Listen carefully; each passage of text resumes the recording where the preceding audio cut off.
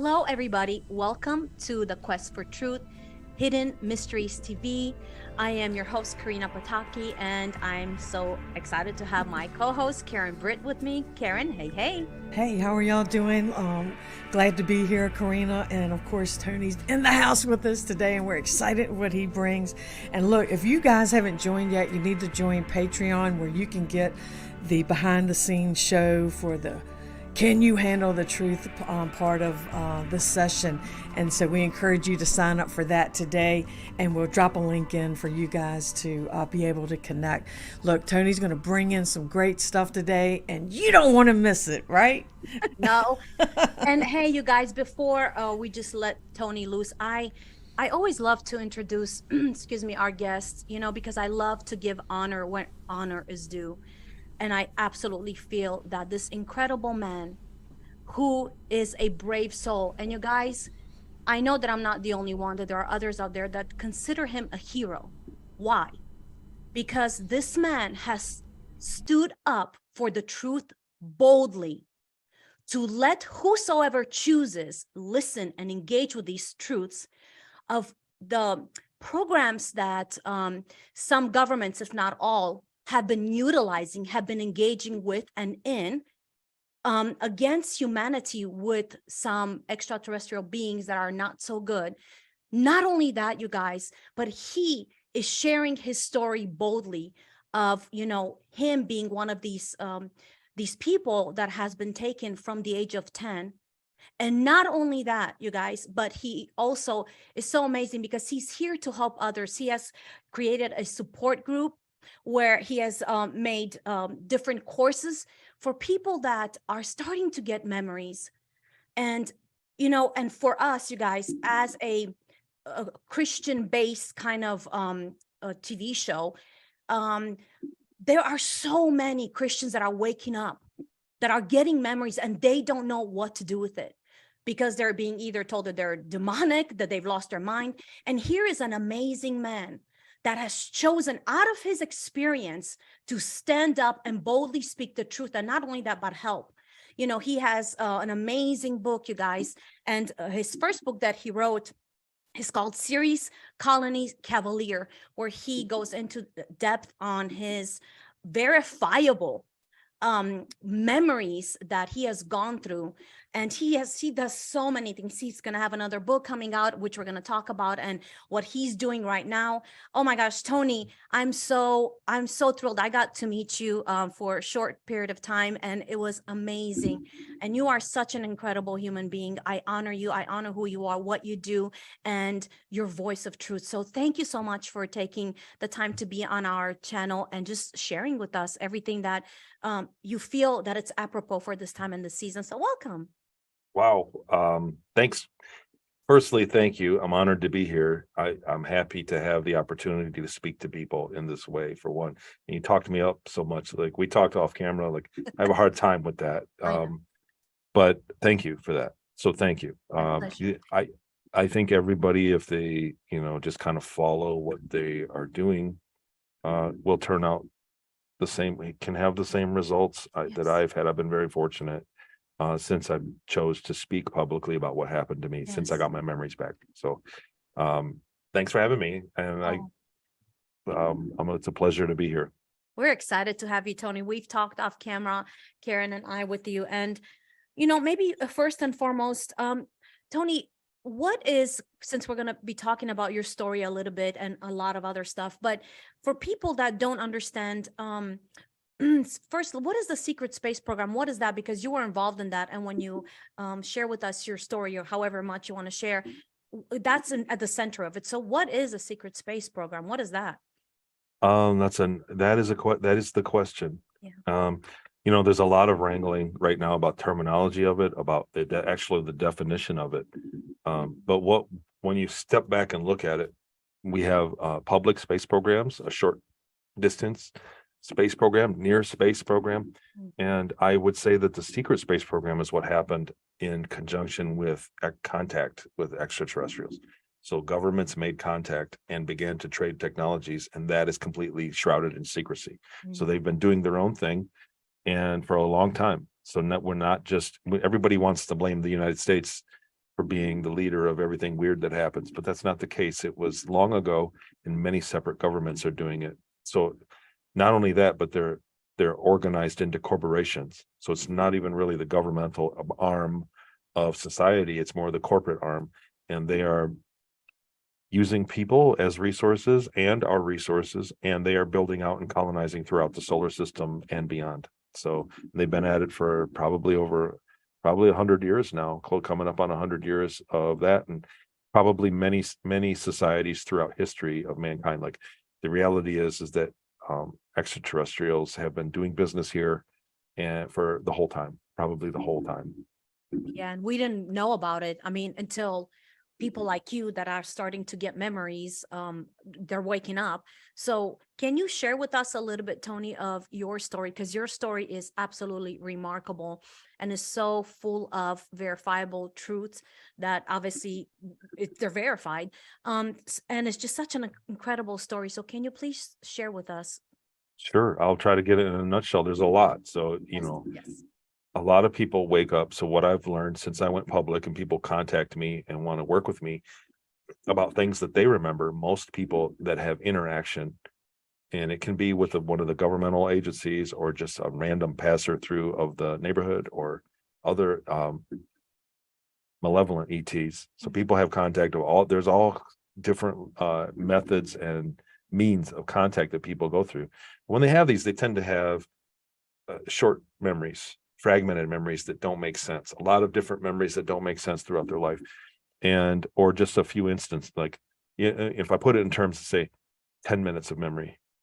And what happened to me was I was taken, and I think that I was taken into a governmental program in the beginning, and then as a punishment, and then sold from program to program. So when I outlived my use in one program, and I was on it was a 20 and back, and everybody wants to contest that. So a career return program is the actual. I love that was Jason Rice's testimony that they called it, and I would concur that that's what they called it. The career return program. It's a fancy name for being used as a hard for labor for 20 years and then put back to the same moment you were taken. I was 10, and I lived till I was 30, and then put back into the 10-year-old body and put back the same day. I was taken on a Thursday and woke up Friday morning a completely different person. And so without the memories, and then went throughout my life till I think I was 42 or something, 42 years old, 43. I can do the math on that, but it was 2015, April of 15. I got an MRI scan of my head.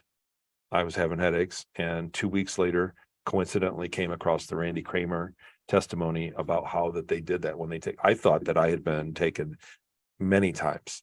I thought the memories that I had always had some vague memories, the same way that most people do.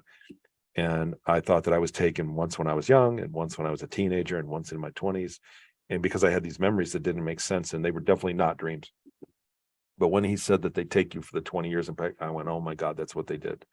And I guess in conjunction with the MRI, whatever happened, I got all the memories, or 80% of them, 70-80% of them back over in one shot, in one go, which was like an unpacking. And at first I was shocked. I didn't know what to believe, and I was apprehensive to share it with anybody, so I kept it to myself for a couple days. And what I did was I went online and started, because I remembered times on Earth, so places on Earth: Inyo, Kern, California; Seattle, Washington; Puerto Tawantinsuyo, Peru, which has now been renamed to Boca, Colorado, Peru. They changed the name of the town, and there's been a shakeup. The Peruvian evidence, we'll come back to that. But what I'm saying is, those memories unpacked, and places that I had never been, that I had no knowledge of, I would go on Google and look up and went, oh my God, it's exactly how I remember it. And then I thought, I was faced with, what do I do with this? Yeah. Where do I go with this? And because they kept coming every day. So the same way that you remember your life, you don't remember it all right now. If I say, where were you when you were on your 16th birthday, your 21st birthday? Most people remember that in America. What did you do that year that you were 21? Nobody remembers. But if you sit and actually, you know what I mean, and say, well, what happened on your birthday when you were 21? Then, New Year, 4th of July when you were 21, you can actually go back and get these memories, but they're just not all there at the time. So after the memory event, I kept reliving the memory. Like I kept remembering more. It was the memories were, it was like suddenly I had access to the library of memories, and I didn't know what to do with it, and I just shared it with researchers. And I always I chuckle a little inside when people go, you're a hero and what you did, but because it wasn't like that. I completely stumbled into telling my story publicly. I had no intention of doing all the stuff that I'm doing, the book, none of that. And I stumbled into it. And what happened was I just didn't make an alias, and I didn't think about what I was saying before I said it in front of a camera. And then so people saw that and kept asking me more and more about it, and it, whatever. But looking back on it, I wouldn't have changed a thing. I don't feel that even the bad things that I've talked about, anybody that reads the book, I would apologize now, especially like you said, you have a Christian audience. It's very difficult to digest. But it's the way I remember it, and there's a great deal of evidence supporting it. So there are very negative things. I knew that I wasn't going to be the spokesperson for disclosure, because my account is one that's very traumatizing. A lot of people can't even finish the book. So, I would say that there was a time we were editing the book, and my editor said, look, I need to take a break for today. And I said, okay, we'll talk to you tomorrow. We were editing every day on Zoom. And she said that she went out, she told her husband, I need a minute. And she went out to cut the grass to kind of, and she vomited thinking about the content of the book. And the reason being is that we all see horrible things in the media, right? We're all programmed. Everybody's got blinders on when they see people get exploded on, you know what I mean? Because you think it's fake. But what hit her was that she realized that it was real. She said this was a little boy being tortured, and it was real. And so that was the difference, is that, she wasn't reading it presented as fiction, and she knew me well enough to know that I had a great deal of evidence supporting it. And so that's why a lot of people have a hard time. A lot of women see that I went through those in the early years and see it as, the motherly instinct happens, and they go, man, they have a hard time reading it. The one person I did not want to ever read my book was my mom. And my sister saw on my Facebook that I published my book, and she thought it was going to be like a Star Trek episode. She had no idea. She lives hours away, and we just weren't really talking. And she goes, yeah, I bought Mom a copy. And so I went down on Mother's Day, and we talked about it quite a bit, but my mom couldn't finish it. She couldn't read it. She said she was just too angry, about thinking about what happened. Everybody thinks they really sensationalized any kind of ET contact in media. It's sensationalized. And this is back to our programming. So it's always at the end, the rebellion, the resistance needs you. And so these are the messages. We see these things that make it look romantic to join the ETs in their fight against evil. And they program you subconsciously to just go along. If you did get in contact, you'd be so blown away that you disagree with everything. And so that's the programming, and that's what they were expecting. That's what people expect when they read my book. They think they're going to get further programming to just go along with everything. And what I did was tell my story in a realistic way. And like I said, I did it I did it naively. I did it with no thought of consequence. I just told the story because I knew, because there was so much, I didn't want to take it to the grave. And lo and behold, I will say that before I get off my soapbox and you guys can ask me another question, what happened was, speaking publicly, I thought I'd do an interview and then that'd be it. But really, more people called and said, please can I interview you? And as it proliferated, people began to contact me and say, look, I think I went through something similar. Can you help me? And I do those counseling, I work it out. And, I'm not somebody that's schooled in any of this, but I just lived it. I have the life experience of it. And the reason I bring that up is because I'm not into the dozens of people that have contacted me, or hundreds of people. I'm into the thousands of people that have contacted me saying that they've had similar experiences. So not the full amount of memory recall that I have. Some do. And a lot of people that have great memory recall don't want to talk about it. So there's people like that. But the process of erasing memory is something that the government's got long ago, and they've abused. And it would be a slippery slope. So but anyhow, I just want to say that I'm not the only one. There's a lot of people that come forward like me, and there are people continuing to come forward, and there are literally thousands of people that have the same experience that don't want to come forward. So there's a price to pay There is. speaking publicly about this, and there probably always will be. Yeah, that's why, Tony, I say that you are a hero because you had a choice. You've gone through some very traumatic situations, and you had a choice to, yeah, write your story and maybe leave those things out, or just write your story and then move on. But you have actually weaponized in a good way the horrors that were done to you. You've turned it around as a tool to help others that are coming out of this. And Tony, you may be, for some, you are the only one that is helping them kind of go through this and map this out to where they don't feel like they're losing their mind and they're full of demons or whatever, because and I love the fact that you chose to be a hero for so many people. I know you're not seeing yourself as that, but I guarantee you that people you've helped, that's how they see you. So thank you. First of all, I want to say thank you for doing that, because like you said, it's not easy for you to say your story, but not only that, you're actually using it now to help so many people, countless thousands of people, which is remarkable. So thank you for doing that, Tony. I mean, thank you. Now, Karen, did you have something? No, well, actually, I do, because he said like people are programmed through the movies. So in movie land, Tony, how accurate are some of the movies that are out? I mean, like you had E.T. in the 80s, and that was kind of like, we could do a whole show Showing on that. just where Hollywood is at with this. Yeah. So there are people that are on the inside in Hollywood. Absolutely. Not so much, not even maybe the director, not the actor. The special effects people are cranking out accurate material. It seems like Hollywood gives us one truth among 100 lies per show. And so you watch all these shows, and then people come forward. Like in mine, I get a lot of the Mars testimony, which mirrors Randy Kramer's testimony. Or I would like to say, my intention was to support it.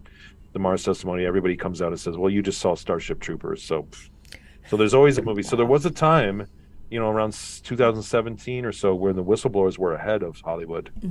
And so they've caught up to us, and they make content and put it out there so that people can disassociate and say, oh, that's just that. That's just a movie that these guys are saying. They're way ahead of it.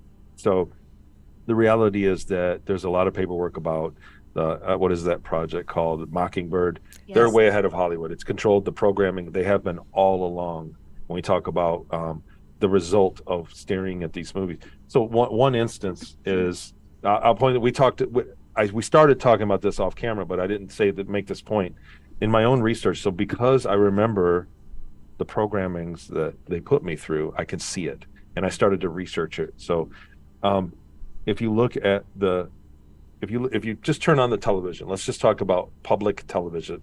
If you put on the television today, it will take you less than 10 minutes to see somebody being murdered. You'll see gore. You'll see something bad, some violence. The result of young boys, specifically young men and women, but men and women take to subconscious programming differently, because there's two different lifestyles. The male and female is two completely different life strategies. But young boys, when they see violence on TV, your subconscious, number one, doesn't differentiate if it's real or not. But if it's constant and there's always somebody being victimized, the result is that they feel powerless. So that's the result is, and lo and behold, we have the more young men living in mom and dad's basement now than ever before. Girls are, why can't these guys grow up? I just want a man to be a man, and my boyfriend, I can't find a boyfriend. They all just don't, half of them don't even get a driver's license. They're 25 years old. That's right. It's from repeated exposure to violence in the media. That's really and that's proven. That's but you got to pay to access psychological data. Secondly, when you look back so the other thing I started thinking about this, why are they doing this? And it's pretty clear, without getting without getting your show banned off whatever platform, it's pretty clear that the macro environment of subconscious programming is lowering the population. So they're pulling the brakes on people, on free love. We're not in the 60s of free love. And so I've looked at that and I thought, well, if they're programming all along, what's going on with back when I was a kid? And I'll take 1982 Buck Rogers, Yep. and but all the girls were in spandex. It was like very, you know what I'm saying? There was a manly guy and there was a bunch of sexualized women. And I look at the programming. What was the result of that? If that's not violence for these boys, what was the result of that? Hmm. And in the 80s, we had the second largest, and the last 100 years, we had, you can look this up, we had the second or third largest population spike in the 80s. So the population spiked. The population spiked again. Gosh, when was that? In the 50s. So I go, well, why would they do that? But if you take 1980 and you add military age to it, you come up with 2000. And what happened in 2001? War broke out. The United States entered a global war after the 9/11 attacks that seemed to be staged. Right. So wait a minute, the next spike was in the 50s. What happened after that? Vietnam happened.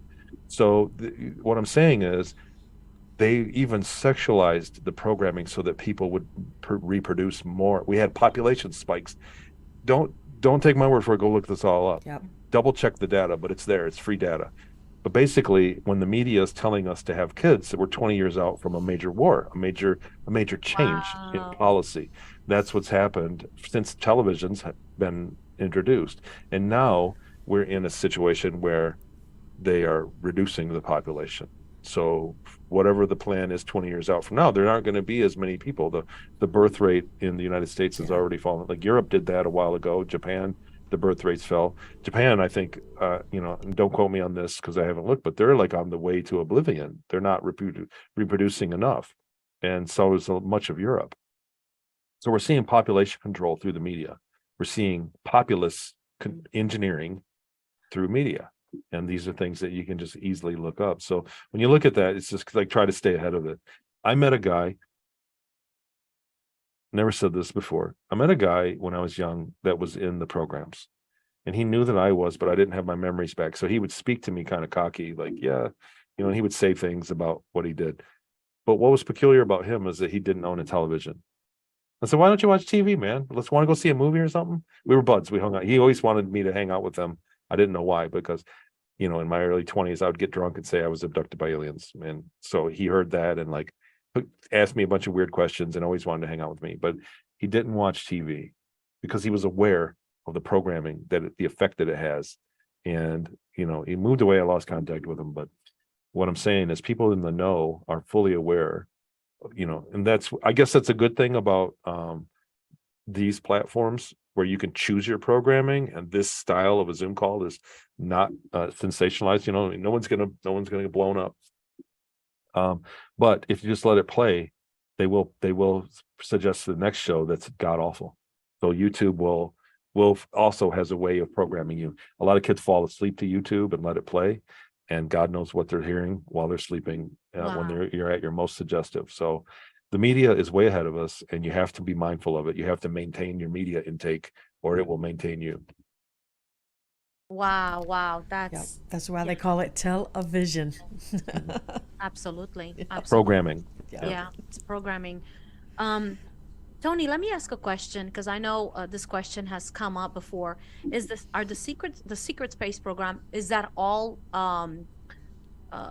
is there any part of it that is good, or are all the ETs and everybody involved, is it only bad? Is everybody evil? So, well, it's a matter of perspective. I think that people, like I said, the first rounds of people.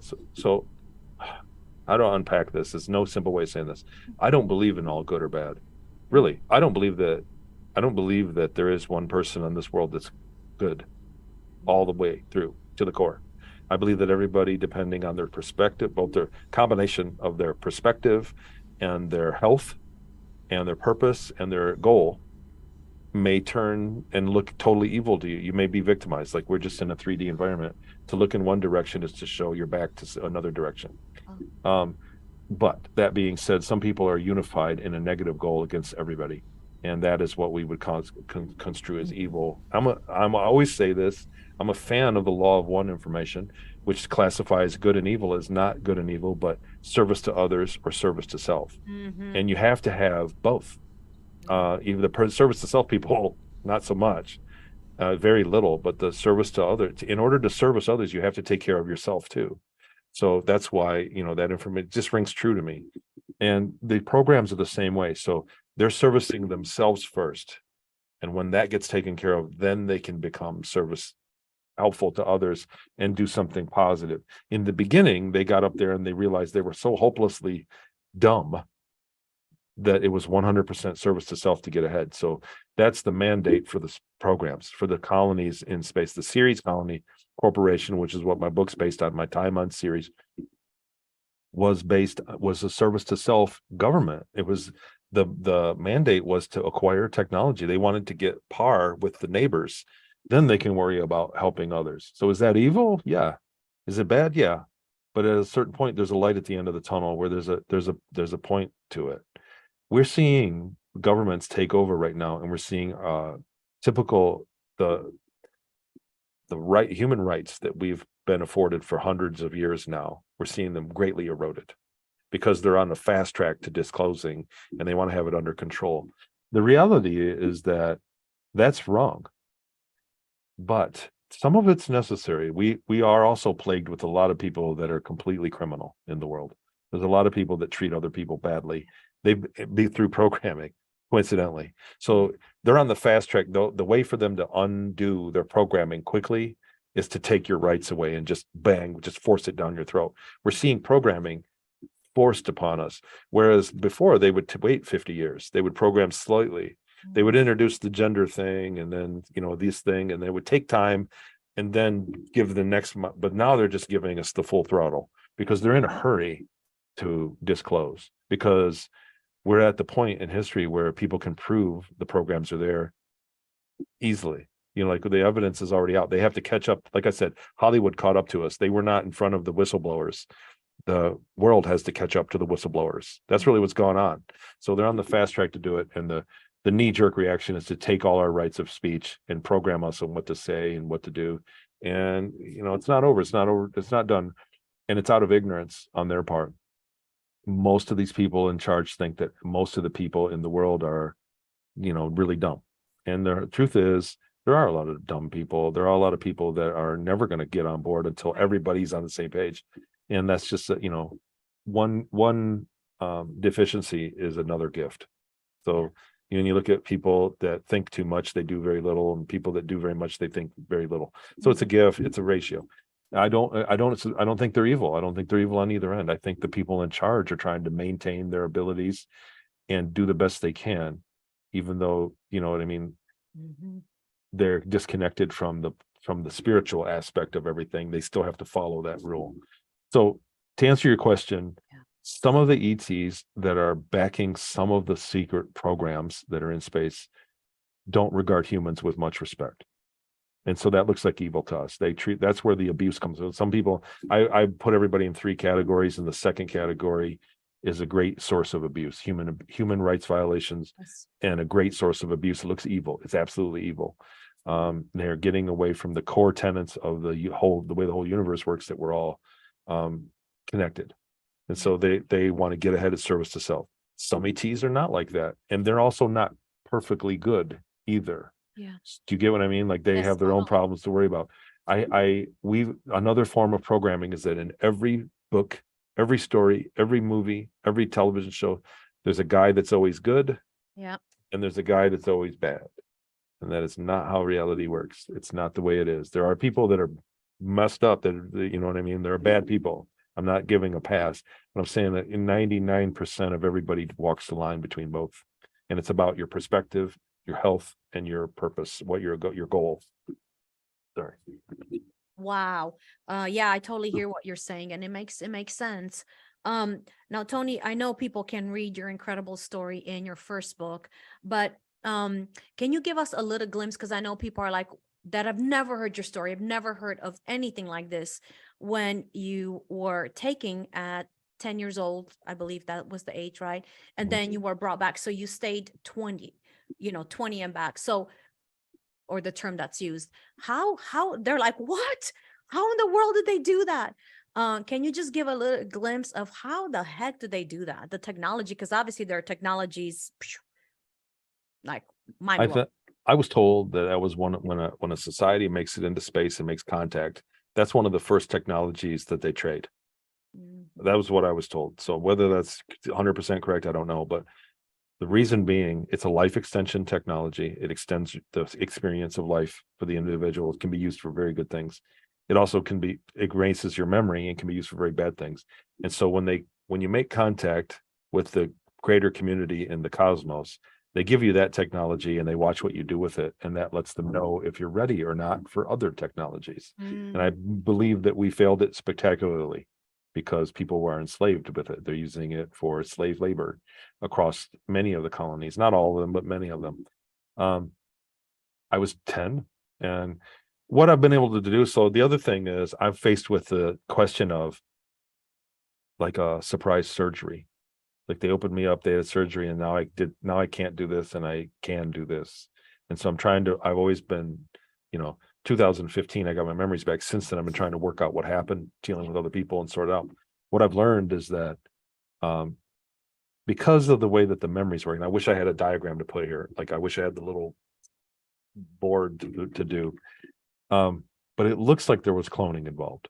So it looks like they took me and they cloned me, and they took either all of my consciousness out of me and put it into the clone, or some of it.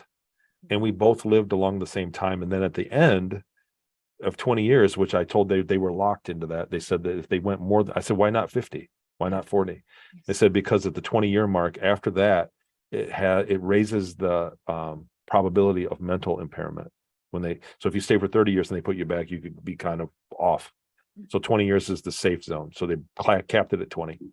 That's what I was told. So like I said, whether or not that's the case, who knows? We'll know. So they took me to 20, and then they take the clone and put it back in time and then kill it.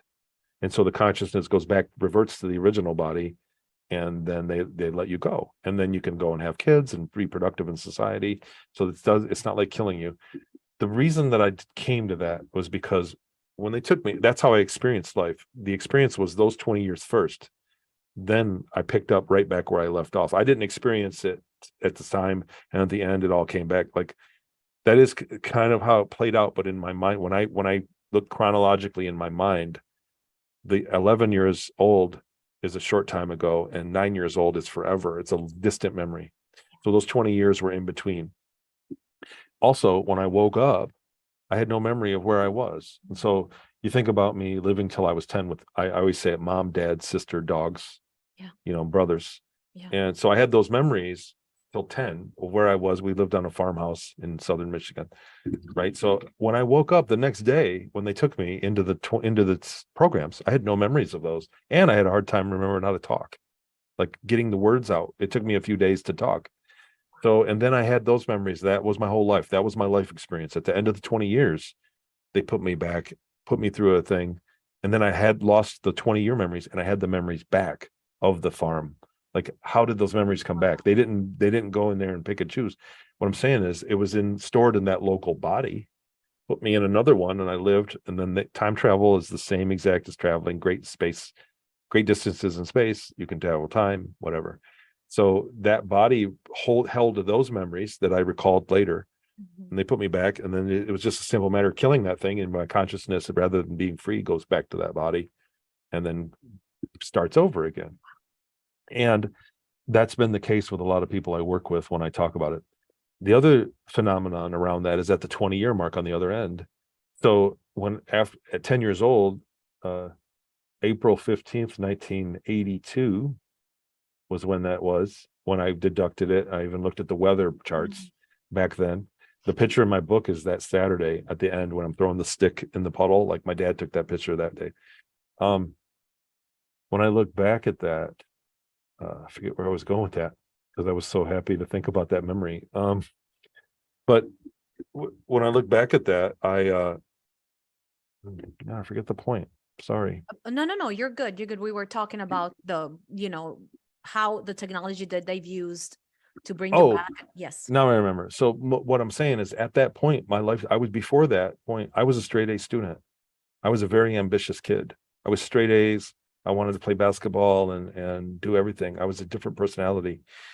After that day, I totally withdrew from everything. I went to school and withdrew. And the next year I withdrew until I went to a D's and E's student. I went with I was totally a different person. I was lesser mentally for that whole duration. at the end of the 20 years, one day I woke up, and it was in that's a long story how it works out. But it was right around 2000. So 18 years of our time, but I was doing temporal flights that added up to the 20 years. Yes. I cover that in a few other interviews. But I woke up one day, and I woke up and I went, and I kept saying to myself, it's over. It's over. And I didn't know what I was talking about. I was saying it out loud to myself. Like, I felt very bad.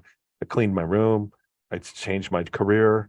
I changed my job. I got a relationship. Everything, all the problems emotionally that I had prior in my teens and 20s disappeared in one day, because I was sharing that energy. The mental energy was sharing between two people. When the other one essentially died, I got it back and I became whole at the 20-year mark later on at the other end. And what I found is that when I narrow down, when people come to me and they have memories, say, this happened when I was a kid, this happened, and this was weird, and I remember there was something, just like you said, like, I narrow it down and go, when did it when was the beginning of it? And you see patterns: 9 years old, 12 years old, 4 years old, 6 years old. In those times, there's patterns that form. So then I always start with, like, what year were you born? And then ask them, try to figure out the intake. And then I take a shot and I go, well, okay. And then in my mind, I add 20 years to it. And I go, well, in your regular life, so if they were taken in 93, then I go, well, did anything weird happen in your life in 2013? I add 20 years to it. And most of the time they go, well, yeah, how'd you know? One guy, I went to Sedona and did a live conference last week, a couple weeks ago. And one guy did that. He saw my presentation. He said, I can't believe that, he came up to me and he said, I can't say who he is. He's somebody that's known in the community. He said, I can't believe your presentation, because I do the graphics up there of it. And he said, you answered so many questions, you connected so many dots, because I feel like that's exactly what's happening to me, and I'm going back and forth. And I said, well, when did it start? And I did that. And I wasn't even really writing it down. And I just said, well, what happened in 93? And he went, how did you do that? He said, what do you mean? How did you know that? How did you know? And he totally was like, for the rest of the day, kind of was soul searching, because I did that, because in 93 was the same experience for him. It was life-changing when the duration of the enslavement or the service, whatever you want to call it, wears off. That other person that is sharing your and that calls into question a lot of things we don't know about. Are you a light being projected into the body, or are you something in the body being projected out that's being shared by the other body during that time? So these are things that are, I'm just saying I could be totally wrong about a lot of things, but what I'm saying is it's very common at the 20-year mark for people to have a life change from an intake event, and the intake event is always at a different time. So when you sort that out and then roll the clock 20 years forward, it's like, yeah, I quit my job, I got a divorce, and I went and started a new life because all of a sudden I had purpose. It's like on and on and on and on. It's like, it's almost like rudimentary now when I do consults with people I'm always looking for that. Some people don't, to be fair. Some people don't. A good amount of people don't have anything at the 20-year mark. A good amount of people aren't there yet. So some people are talking to me, and I look at their intake event, and it was 15 years ago. So I go, well, you know what I mean? Like, keep an eye in the 2028. So you're due for something. Yeah, I hate to say call me again in 2028, but I kind of would like to see what happens. Yeah. So that's something that it's a phenomenon from that technology that I've noticed. Yeah, it's very interesting because the technology, and we're just now hearing more about it through people like you. That's blowing our minds, clearly. Tony, let me ask you this, and Karen, if you have any questions, I want to ask you this, because my heart's desire for these types of interviews, like with you, just, having the honor to have you with us, is, like I said at the beginning, we're realizing, and I'm hearing more and more that among the Christian community, leaders and not leaders, they are beginning to have bleed through memories, that they're realizing it's reoccurring dreams, and they're like, wait a minute, this cannot be dreams, because I've been dreaming it for years, over and over and over again. So they're realizing, and I mean, things like flying through portals, things like seeing beings that are not categorized as angels, and unfortunately the church has called them demons, because all we were programmed to know in the church is demons and angels. Good and bad. That's it. Good and bad, and that's it. And, I like to tell people demons are disembodied spirits. If you go according to what the Bible says in the book of Enoch, these beings have a body. They have a vehicle. They're not disembodied spirits. So they are beings. And excuse me, it's part of the creation.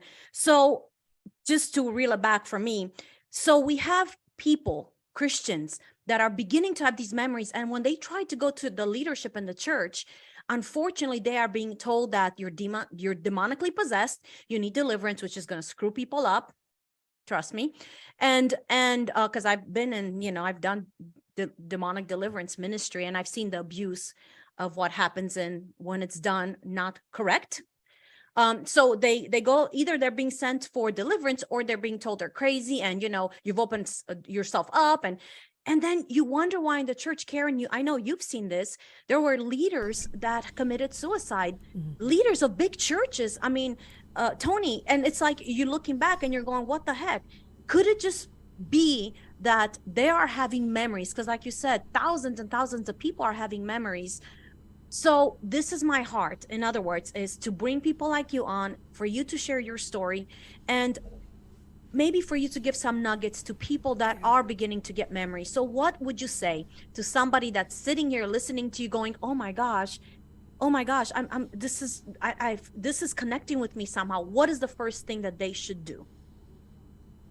Yeah. Write it down. So the first thing you should do is make a okay.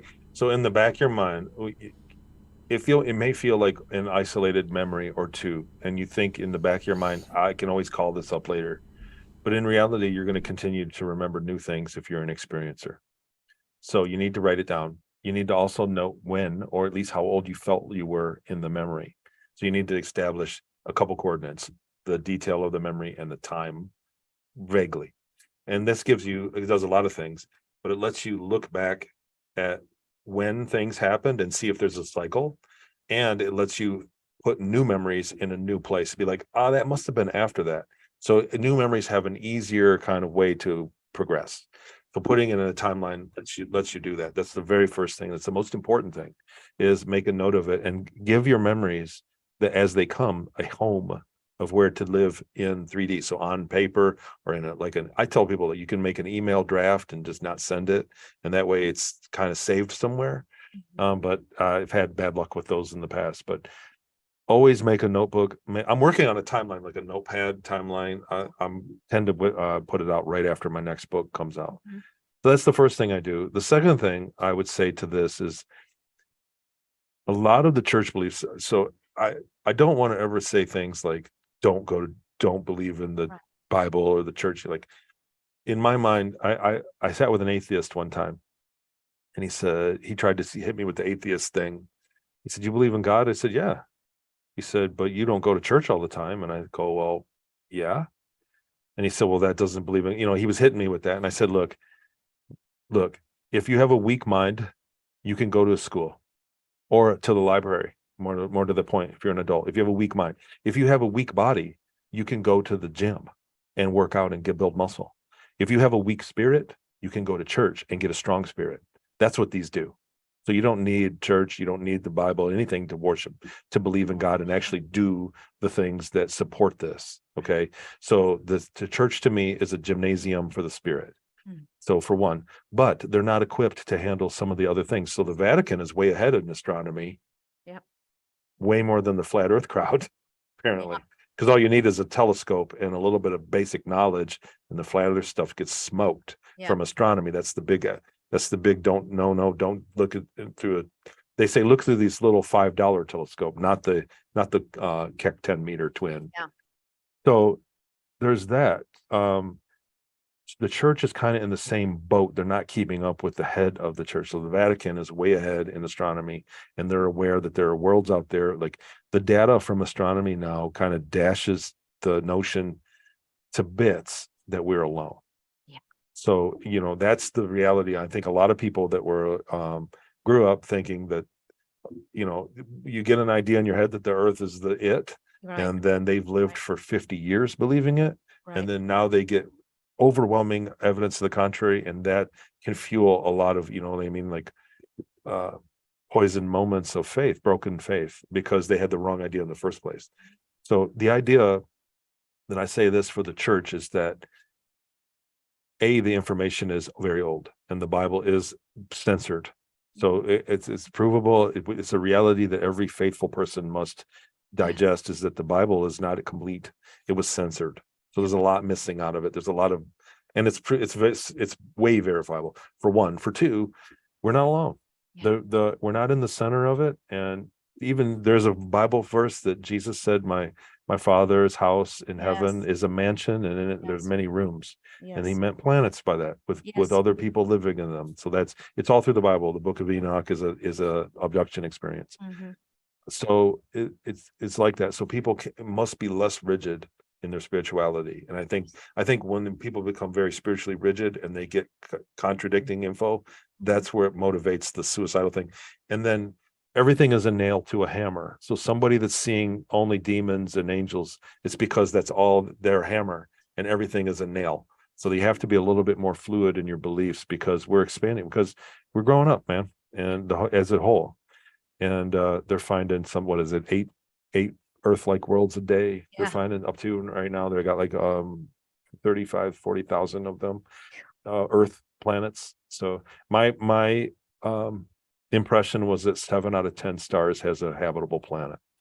Wow. So that's the scope of life throughout there. And there are 400 billion stars in the galaxy, or whatever, 400 billion, and 2 trillion or 200 trillion galaxies, or something like that, some crazy number. So you know what I mean? We don't even think about what those numbers mean, but basically there's a lot of life out there. And so if you believe in spirituality and God, we're connected, you have to open your mind that big. Absolutely.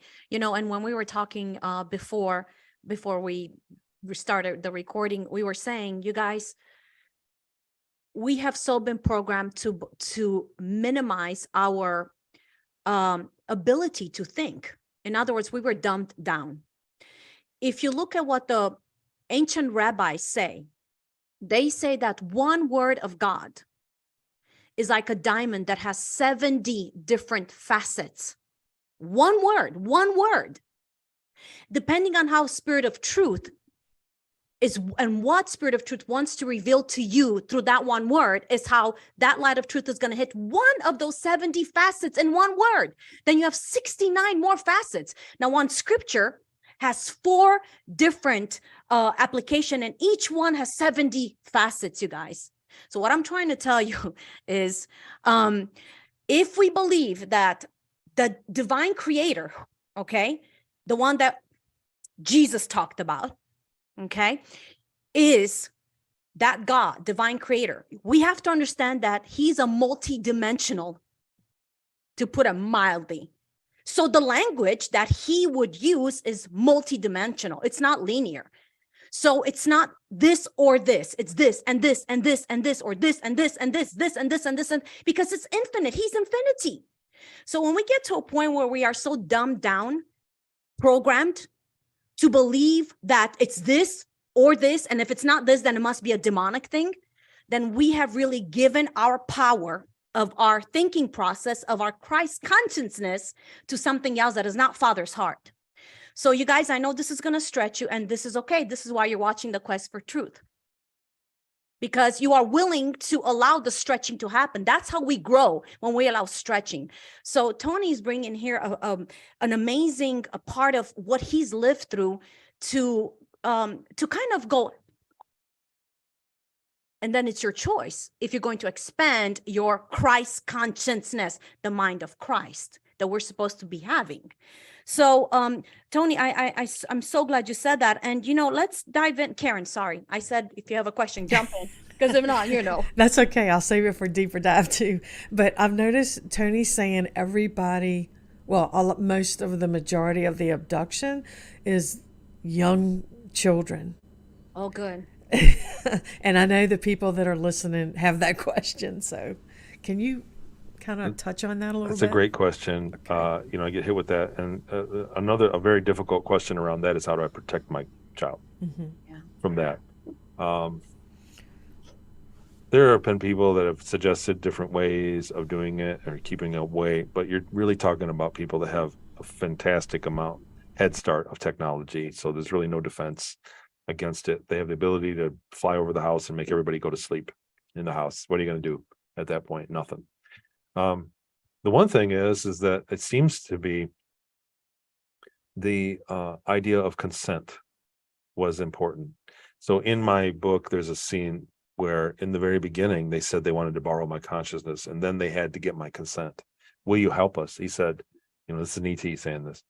Will you help us because we want you to work with us for 20 years and we need your consent? And I said, no, I can't do that. I have a family. And he said, no. This is going to be life extension. He explained it to me. You're going to go back. But the reason being is, number one, it's a universal constant. Consent is a big deal. Yes. But they could have taken me anyway. But the other thing is that the reality is people that don't give their consent are likely to suicide halfway through and say, I didn't consent to this, and become saboteurs in the process. It's just a psychological result. So that is the first line of defense. I would teach your children from a very young age to say no and let it stick. When your kids say no to you, honor it. And you say, are you going to do this? And they say no. And you go and you make them, say, no, you're going to finish this. You can finish your corn or whatever it is. Let your children's no be strong. And so that's giving consent to. So that's a skill that will enable a great adulthood. But this is also something that they, in the situation where they're taken and they're getting intake into these programs, and the kid says, no, I don't consent, put me back. So now what do? They either force the kid in, and it's likely that they will saboteur, which is great, or they'll put them back. So we don't know that, but I guess that would be the best from my experience, what I've kind of unpacked. The other thing is, when you look at it, kids are extremely programmable. So you have to look at us. We are on the inside. You look at people, you're like, oh my God, they took you as a boy, and it's so terrible, and you feel this empathy because I'm one of you. But they don't see us like that. Nobody has empathy when we take the calf from its mom for the farm and sell it to another at the 4-H and sell it away. There's no empathy there because we see it as an animal, and that's the way it is. And that's how we are perceived. A lot of people just don't see that we're perceived the same way that farm animals are perceived by us. We don't ever kind of make that connection. And that's kind of the reality. They're not evil. We're not evil with the farm animals. Okay.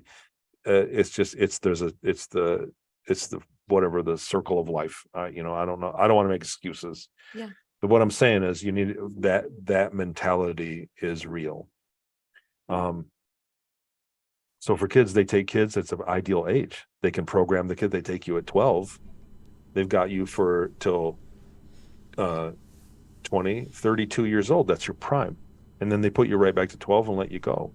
And so you don't want to take somebody that's, pardon my language, 40 and have them till 60. There's no advantage to that. The people that are in the programs are that old. The people that are there permanently, that have exit, they're the old people that are in charge. And then they have the life extension years to boot, and they get to retain their memories. It's a very amazing technology if you think that you could go and become multiple PhDs and then start over at 18. Think about what society would look like if that was our practice. But we're not there yet. So that's basically, they're taking kids because it's just effective. Kids learn faster. They have more abilities. Kids are more in touch. There's a lot you talk about psychic phenomenon. Kids are precognitive. Children they heal quicker. On and on and on. They can begin with it, and they're looking for genetics. So these programs also, people get taken. And the other thing that I research is, where was mom and dad? People come to me and they say, I was taken. I was in a program like yours. I got these memories. We go through the timeline thing. And that's the second question after what year you're born is mom, dad, uncle, anybody in the military, Navy, Army, Air Force. And then did you live near a base? And most of the people shake out in that. Most of the people have a yes to one of those. So, we just have to look at it logically. Everybody has their heart in the way. When we talk about politics, religion, or extraterrestrials, or phenomenons, ghosts, whatever it is, everybody has their heart in the way. Yeah. It's like, it's good, and that's not bad. But I'm saying you have to be able to kind of take a peek and be logical. And why are they doing this? Why is evil still going? Do you get what I'm saying? Like, these people are bad. Why are they still? If you believe in God, we boil this down to a religious conversation. God is part of that too. Do you get what I'm saying? Like, so you have to say why. And not why me and looking up, but why at the top looking down. Why would they do this? And why would this happen? And when you, like I said, when we look at farm animals, we know why we're looking down. So we see the mystery above us and we don't understand why. You need to put yourself in those shoes. Why would God let this happen? Why would the military let this happen? Why would our government let this happen? Why would they do this?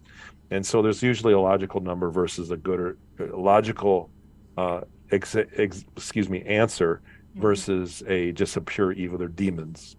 Yeah. It's based on logic more than anything. Yeah, Yeah. I was just gonna say, like, too, like, why were you selected? Because I've also heard, like, is it their special abilities they're after, or that So comes up too. I'm an anomaly, Yeah. so I'm an anomaly, and that may be explained why I've got my memories and why I'm where I'm sitting where I'm at, because I wasn't groomed for the position. What happened was I went to school, and I was in the talented and gifted program in Southern Michigan, and we were meeting on Wednesdays mornings in the library for kids to learn advanced learning techniques. One of the kids that was in there rode a limousine to school, and we were farm school, very Hmm. not a swanky area. We weren't in the city. It was a B class school in the farmland of Michigan. And one of the kids came to school in a limousine, and he was one of the smartest people you ever met. He was just Wow. crazy smart. And so I was intimidated by him, and I picked on him. And so we just didn't get along. I was jealous because he was smarter than me, and being smart was kind of my claim to fame in my family because I was in the talented and gifted program. So I was arrogant. I was a 10-year-old boy. And so I picked on him, and he said, "My dad's in the Illuminati. What does your dad do?" And you know what I mean? Like, he flexed on me. I had no idea. I was like, "What is he, a banker or something?" His dad was in town, like, negotiating with Domino Farms for Coca-Cola, is what I believe was going on. Um, So then his dad was the uh, judge for the science fair in April of '82 of that year, and he pointed me out, "Dad, that's that boy I told you about Mhm. that ruined my confidence." That was always his words. He said, "Dad, that's that boy I told you," because I picked on him. I did a good job of picking on him. I had older brothers, so I was like, had mastered it. Uh, that was on a Wednesday, and I was taken on Thursday night. So that was on Wednesday. On the following day, on Thursday night, I woke up in the middle of the night with a gray ET in my room standing over me, and that's when. So I was taken as punishment, or okay, he's cocky. And Yeah. then the initial first 30 minutes, which I always remembered, was a genetic test. So most of the people taken into these things, they're aware of the genetics early on. So they're taken 2 years old, 4 years old, and they're groomed before their initial intake event for the 20 years or the 40 years. It was consecutive 20s. I wasn't groomed. They took me and they tested me and they said, "Yep, just barely. He's got the genetics." And then off I went for my 20-year stint. So I'm an anomaly. I was shuffled in the side door, not the front door of the Mhm. back. So that's probably why it lends to, the karmic thing. I didn't belong. I didn't belong where I ended up. Wow. Wow. That's, oh my gosh. Karen, how many more minutes do we have in this? I want to, About 15 or oh, 20. good. Yeah. Okay. All right. So, I want to make sure Yeah. I don't ask the questions here that we're going to ask in the other one. Can you handle the truth? But Tony, so people that are listening, and they're like going, "Oh my gosh, is there hope Of if they course, weren't go ahead, talk about that, because I wonder it myself. yeah. I don't agree with a lot of things going on in the world right now. I super don't agree with it. I think when you look at the last 50 years and you look at all the technology that happened, the freedom that America and other countries have had has been the driving force of development. So somebody that's free is more likely to pursue a dream of his invention. The very idea of communism is to limit freedoms. So Yes. those people are not. So there's a reason why the Russian space shuttle is a copy of the American space shuttle, and the Chinese stealth fighter is a copy of the American stealth fighter, and on and on and on. All the innovations come out of America, come out of societies that are free. Free people are driving the innovation Yeah. in period. Okay, and so to see the freedoms get limited just seems like we're shooting ourselves in the foot by people that are overconfident. So when I see the limit, they definitely want your guns. We watched them take the guns in Australia immediately after they took the freedom of speech. So they took the guns in Australia. 2 years later, you couldn't speak ill of the government. So, people that were saying F Trump, that are hip to you know what I mean, the liberal side, like that would be a crime in Canada and in Australia and in England. You'll get sued and you can go to jail if you say F the president. So you can say that in America. There's a freedom to say that. So, but the guns go first. Yeah. Once they take the guns, then they take the freedom of speech, and they're on their way down. They're taking your freedom. They're taking your medicine and your right to your body. My body, my choice goes right out the window with the mandates. Yeah. So I'm very disturbed by that, and the population control. To see the population, probably should shrink or be maintained in a healthy way. But I think there's a way that what we're seeing is the leaders in the world don't respect us to just tell us bluntly, to say, look, we need this to happen. And these are your choices. And that's what we got. Yeah. And for people to go, oh, I get it. And we all be on the same. Instead, they're using dirty tricks to fool us into doing things and forcing things on us that are bad. They're using dirty, you know what I'm saying? There's no respect from there. If they would treat the populace, they've dumbed us down for so long. They've misled us for so long. They have no choice. They can't unwind the horrible lies they've given us. So they have to keep lying. They're telling big lies to cover the little lies. That's the problem with the world right now. That's really what's bothering me the most. Is there hope? Of course, there always is hope. There's more of us than there are of them. Your mind, your consciousness is made up of the same stuff that makes the entire universe. You're super powerful. Everybody is. You can get together with a couple of people. I don't even got to say on a religious program, the power of prayer. I don't even have to mention that. But the power of meditation is the same thing. Prayer is just meditating with the focus of the deity. So meditation is from your mind. Dan Winter, we were talking about how he talks about the implosive. I can't even repeat it.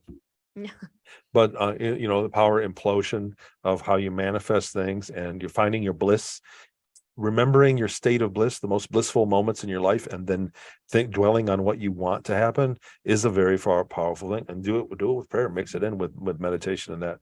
But we are super powerful. There's always going to be hope for us.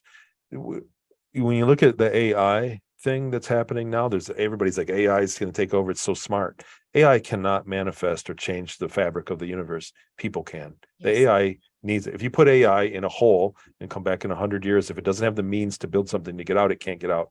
You put people in a hole and they can stay alive in there for 100 years, they'll get out because they can manifest the way out. We actually are in charge of the fabric of reality because we're made of it. AI is not. These people at the top are just not respecting us for what we are, and they've done a really good job of hiding it for the last 10,000 years, those facts. But everybody knows now. It's out of the bag. They're whistleblowers. We are super powerful, and there are more people that want to do good than bad in the world. And there's a math formula for it. But we're in charge. Yes. We are. Don't be fooled. Yeah. We're in charge. So they're going to bend us and do stupid stuff the way that they always have, and they're going to get away with this and that. But in the end, mankind is going to be in charge and kind of go its way where it's going to develop the way that it should. Yeah, that's how I feel. Yeah, and I love what you're saying, because I want to just kind of piggyback on that. You guys, even if you're getting memories and you're freaking out and you're going, oh my gosh, what's going to happen? What's going to happen? What's going to happen to me? What's going to happen to the world? What's going to happen to humanity? Listen to what Tony is saying. You have to understand, and I'm going to piggyback on that. We are in the age of apocalypse. We are in the age of the apocalypse, which means the great revealing, which means we are going to be hit with truth. Now, truth at the first side is scary, but the other side of truth is amazing, and it's powerful because it's empowering you. It's empowering me. If you don't know the truth, you will continue to be a victim. That's why memories are coming now, not for you to run away from them, but for you to hit them head on, if you will. Do what Tony's saying, write them down and look at them. And for you guys that are engaging with Father, step in Father's heart, in that realm, in that most sacred place in all of creation. Take it there, see it for what it is, and go through it. In other words, truth shall set you free. As long as you choose not to look at truth, no matter if it's scary or ugly at the beginning, you are giving them the power to continue to keep you as a victim. When you look at truth, you look at what it is for the way it is, You realize that you are powerful enough. You're no longer a victim. You're a victor. You're more than a conqueror. You're going to step through that. And that truth shall set you free. So don't be afraid from the truth. Because like Tony said, there is light at the end of the tunnel. You are powerful. We are powerful. So, and Tony, I want to ask you, you're doing some amazing things with what you carry. In other words, you're paying it back not only by helping people with memories, but you have actually launched or are launching some incredible program to help not teach, but so I want to give it back to you and you share with us what you are doing, because clearly you have gone through some horrific stuff. You faced the truth for what it was, and that truth has set you free. So now you are walking your blueprint, if you will, out of that, realizing who you are and bringing such an amazing benefit to humanity. So what is the next step that you have your hands all over in this? Wow. You just kind of like torched the mic there. Like that was a lot. I was asked to speak in San Jose for a tech. So it was a conference that said people that experience the secret space program times in space and work living in the colonies in the solar system may have witnessed advanced technology. So the conference was like, present what you think, and we'll try to reverse engineer it. And nobody really heeded what I said. I presented a bunch, like a short list of technologies that I witnessed: auto welding technology, anti-grav, free energy, advanced learning, and there was a few others. And I said, look, I don't know how to build an anti-grav. I don't know how to build a free energy device, but the learning software, we could do it. They put me to school. When I was up there, they put me to school several times. I took classes, and it was a software. It was a way of presenting the information. It wasn't super high tech. It was just a different way. It wasn't like reading a book and then regurgitating the answers. It wasn't like watching a YouTube and then taking a test on what you saw. It was a way of making decisions and presenting the information in many different ways if you got it wrong. And so I presented again in October, and I said, for the love of God, somebody run with this, because our education, the trend of education nowadays, K through 12, is going down. Kids are getting a worse education now than they were, in the 90s and in the 80s. It's going downward. And I said, please, for the love of God, we could do this. And people got a hold of me and they backed me.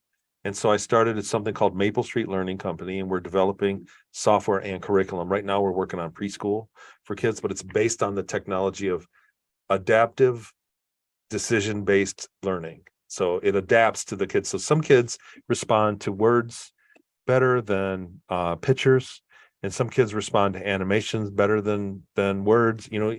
There's different media.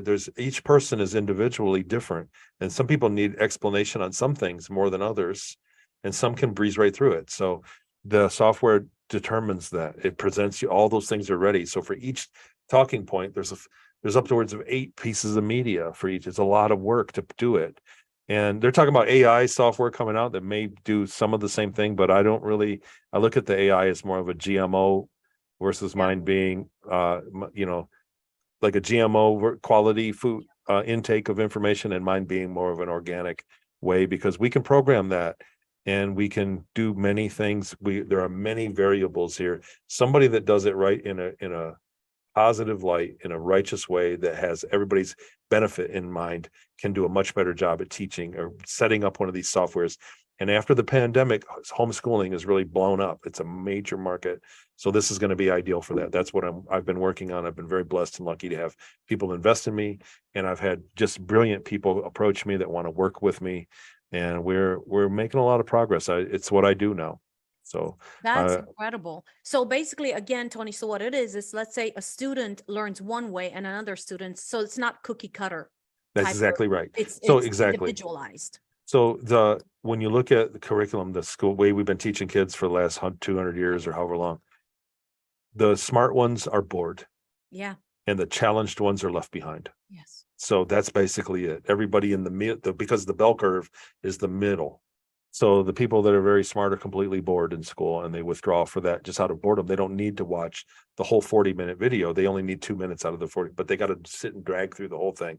Yeah. The kids that are challenged, that are gifted in another way other than book work, are also neglected. So if they're in a class that's of size where a teacher can't spend half the class with them specifically, they get neglected and they fall to the wayside. So the software determines that. And so a kid that's fast can clip right through quickly, and a kid that is neglected, is struggling, the software, it'll even have little, we're working on a little, for kids, we're still sorting out the icons. It's like a little bird and a little, there's gonna be a little gecko, and they'll pop in and go, hey, you're having a hard time. What can I help you with? And it'll explain. So, if you give the kids a certain lesson, whatever it is, this is the moon, it's this big, and it's here. And they go, man, I don't get it. They get it wrong. It'll come back, and then a better explanation of that, then a better explanation. And then the question is not just about the moon. The question involves a decision. So there's a technique to it on the back end of it. And it's very laborious, but once it's done, it's done. Once the curriculum's made, it's made, and it just needs to be updated as life goes on. So it's got a lot of potential. It's got a lot of potential. I'm looking into industrial versions of the same thing for industrial learning and for other like apps to learn things on the fly. And it's got a great deal of potential, and we're working hard on it. Yeah, and this technology, again, you received when you were off planet, right?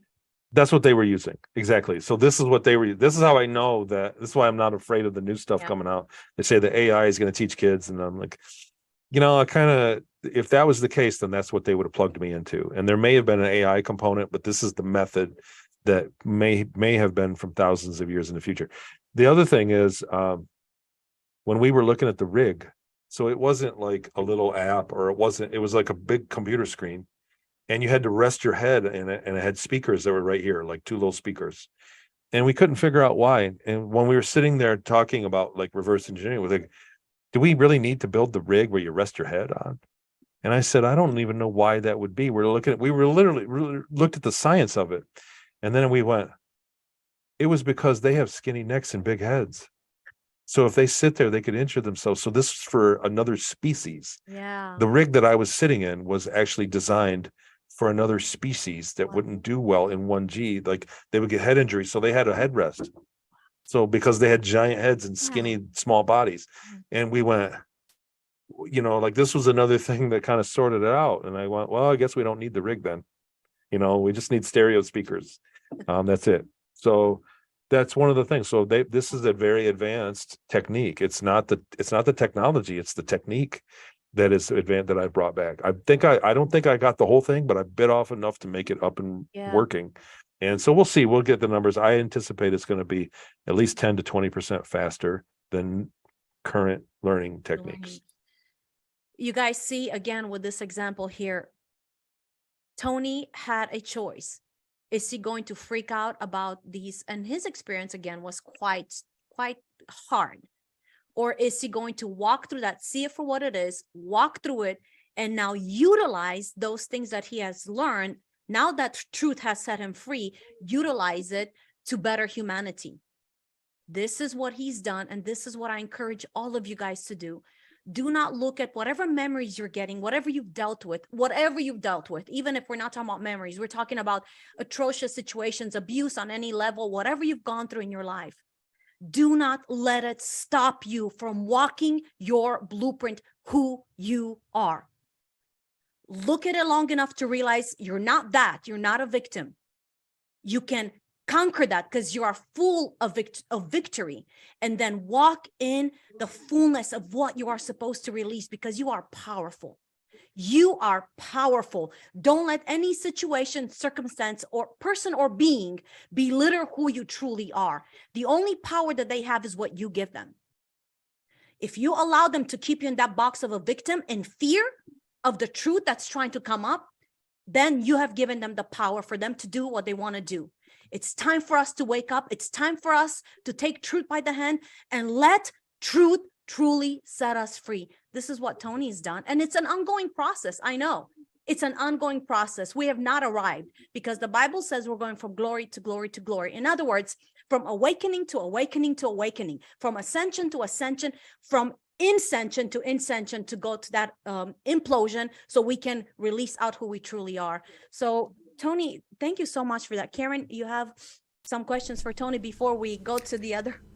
No, we'll go ahead and enter into the Can You Handle the Truth session and let Tony cut loose in there, and we're excited about that.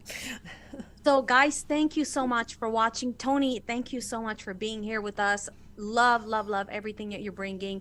Thank you for sacrificing your time and parts of yourself to give and to help others. You are amazing. Thank you so much, Tony. Thank you. You guys are, like I said, I don't know how to deal with it. The other thing, one quick point I wanted Yes, to say please. was that in the meditation, in the manifestation, the prayer, all of that stuff, when you want to change your circumstance and you want to do it in a mental way. And I learned this, I confirmed this with Dan Winder, who there's an interview with us with the science of it. It's super good. I recommend it. People, I think, are kept in a state of fear. It's obvious that if you, like, again, you can put on the TV, it doesn't take long to make something that'll make you scared. So that's a natural state to not get anything done. Why should I? It's something bad. So if you can curb the fear and say, look, I'm just not going to be afraid today, and start exercising that.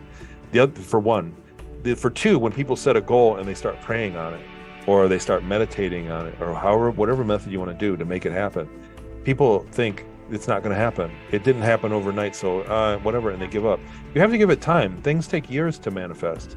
Things take years. People, like I don't want to say this, like it's a touchy subject, but I find that a lot of people that they go on a diet and they quit after a month. They go, well, I'm not losing any weight. And I think, well, how long did it take you to get overweight? Yeah. It took years. Yeah. So it takes years to undo. So the bad things that we've been ingesting, the bad mental things, foods that we've had, took years to get there. So it takes years of being steady. It takes years of prayer. It doesn't take one solid vision. You know what I'm saying? You have to allow the rest of the universe to crack its back to allow you to do what you want to do. And we're super powerful. You can do whatever you want, but you have to do it. You have to do it without fear, and you have to manifest on it, and you have to pray for it, and you have to give it time. And that's what I would say. That's really good, Tony. So you guys don't give up. Do it and do it and do it until you see the results, and then continue. Thank you, Tony. You're so awesome. Thank you, Karen. Thank you. You guys, we love you. We bless you. Keep going. Keep walking fearlessly your quest for truth. Until next time. Bye-bye.